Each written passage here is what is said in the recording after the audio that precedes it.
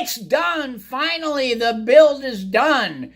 The engine is in. Everything is all connected and attached and assembled. Hey, what's hanging? This is an exciting episode here at Doc's Boost because the Phase 1 build is very close to completion. The only thing left to do is take it to the tuner. Can't be started till he gets done with it.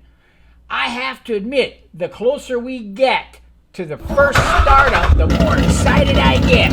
It's like being a pubescent young boy with a fresh copy of Playboy in one hand and tissue and lotion in the other. Wow, what a mental picture that conjures up. There is a downside too. I had to cancel the Team Shelby registration for this year's Dearborn Invasion because the build just didn't get finished in time.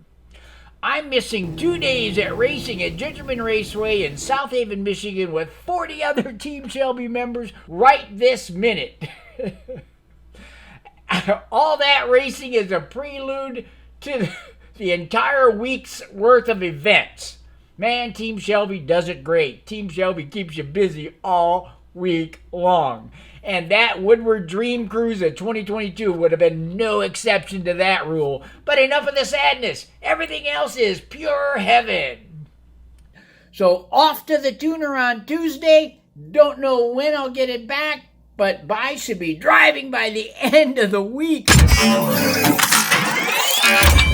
Hi, I'm Doc, and you're watching Doc's Boost. And Doc's Boost promises to deliver the truth about how to do high-performance maintenance, how to do high-performance upgrades and installs, and how to get out there and have some incredible high-performance fun and excitement with your ride. Dream it, upgrade it, and drive it like you stole it. Here we are on part 3 already. The build started in May, and I was thinking, man... Yeah, did I get that wrong? Man, I'm gonna have this shit in 30 days. Yeah, what a naive old guy this guy is. Who's got 2 thumbs and naive? This guy, that's who. I tell you what, there are more than 90 days later and another 10 days or so left out there before Doc hits the streets and the track. Bear with me here for just a few quick words about what we've seen so far. And part 1 was all about what it takes to reach that golden ring of confidence, maintaining, not maintaining, but staying together when you cross that threshold of 750 or more. At least staying there with confidence, right? At least staying there with confidence. So what it takes is all of those forged internals, high-strength bolts, bearings, springs, etc. with billet parts wherever possible or appropriate. And don't forget the comp cams. I'm so stoked about what it'll sound like. Man, here's a sample, so I'm told. That thing sounds awesome! Part 2 was all about dressing it up to look like 1,000 horsepower when you open the hood. Whoa, dude, that's amazing. Look at this thing. Brad Condello did his power coating magic on engine parts and the supercharger. Brad also did a titanium ceramic coating on the headers. Links to those videos are provided right up there. Well, you probably know where to click better than I do. Make sure you watch all 3 parts to get up to speed on the build. Now back to the here and now.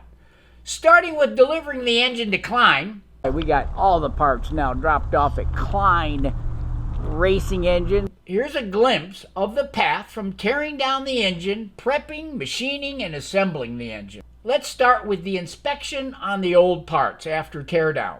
Robert shows us the wear on the rod bearings and the main bearings. Here's what Robert has to say about the brass showing on the bearings. Wow. Is there any journal damage on the crane? No. I can polish it out. Okay. I can polish everything, but uppers and lowers were hammered out of them. It was going south. You just didn't know it yet. Yeah, I had no indication. Yeah, even the rod bearings. Yeah. Oh yeah. So they were starting to go, and that's normally an indication of just boost that does that. Okay. So it was starting to go.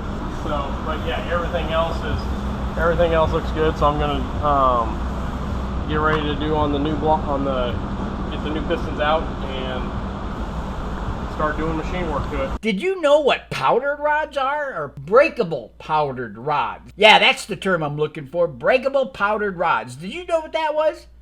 Well, neither did I. Don't worry about it. I'm about to tell you. Actually, or I'm going to let Robert tell us both what that's all about. Powdered rod. Powdered metal is different materials. They heat it up and they put it in the press and they press all the materials together to make a rod. It's not a forged rod. Yeah, you know, and obviously a forged rod. And it's not a stamped rod either. Nope. So this is obviously a forged rod. Okay. You know, and you can see the parting lines. Everything's machined at that point. Right. So, but yeah, that's a powdered rod. Those rods are fine up to a certain amount of power. That's why we start upgrading to H-beam or a better I-beam rod. That's why it just compresses that bomb in that cylinder. The block got sent out to make sure that it was checked completely for integrity and cracks and whatever it might be there, you know. But it came back with our clean bill of health. So now it's cleanup time by glass beating the entire block in heads, and afterward the machining starts. Now that Robert's finished blueprinting, balancing, and all other machine work, including the valve job with new high-strength springs and retainers, blah, blah, blah, blah, blah, right? So it's time to set it on a pallet for shipping. Once tied to the pallet, loading onto my brother's truck's next. Let's listen to the conversation on the side. In. Go in, Dylan. In, Go down. he wants you to go in farther. All right. Any last great words? A little bit. Have fun. I talked to Robert about events coming up before the end of the year I was planning to attend, which included an event at the new track near Phoenix, just off the I-10 and I-8 intersection. Well, I got my contacts. The manager over there at Apex. Oh? I do stuff for them. Oh, so, okay. You know, if you're ever interested in making some runs out there at Apex, I can call in, and that's that new road course down there in Maricopa. Oh, okay. And go down there and go have some fun too. Are you kidding me? On that track, just by myself? All for me? Whoa, dude, you can bet I'm going to cash in on that offer. Now, this section's all about taking the engine built by Klein, add the accessories coated by Condello, and everything else that hangs off the engine to make it look like this. As it sits as an empty platform, it's a long way to build it as a power plant ready for installation. Here's the block sitting on the K-member right where it needs to be as the car lifted it off of the engine in the first place.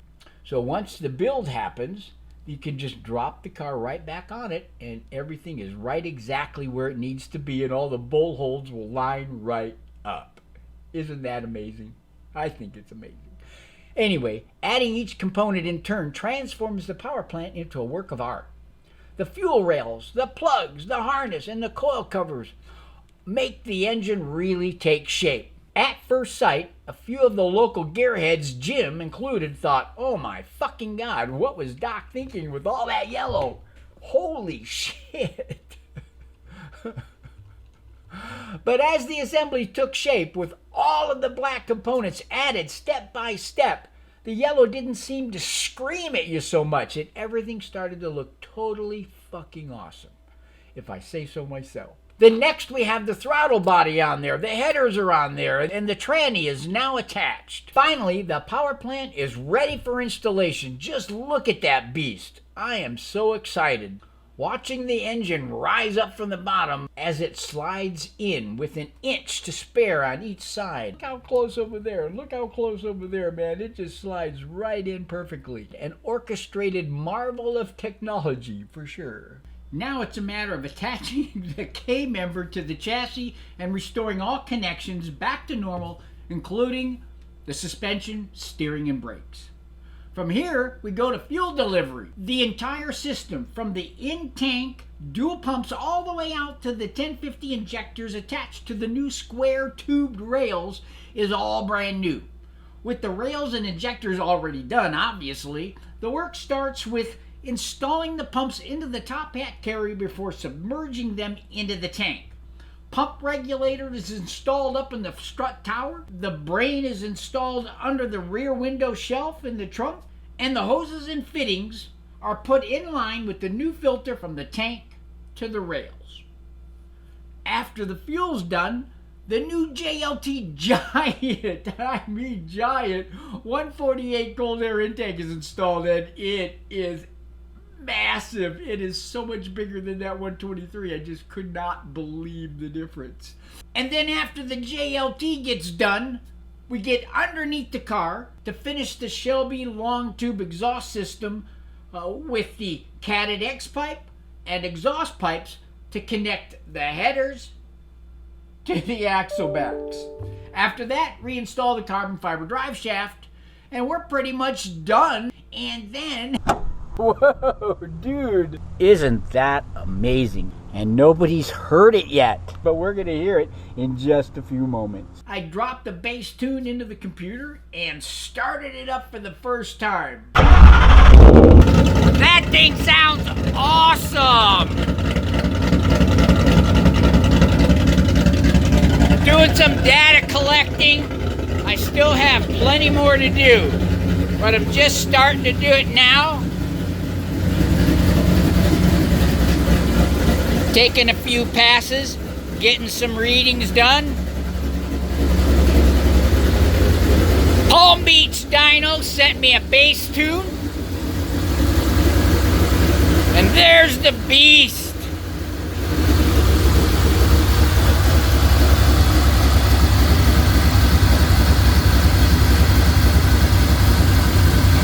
Amazing! Simply amazing! Better than Amazing Spider-Man amazing. It was really amazing. Now that we're all excited about hearing the first startup, we want to see how it performs, but that's going to have to wait until part 4. Sorry about that. In the meantime, with all this high energy flying around, click on that video right there and view part 1 of this build. I'll see you in that video in a moment, and thanks for watching.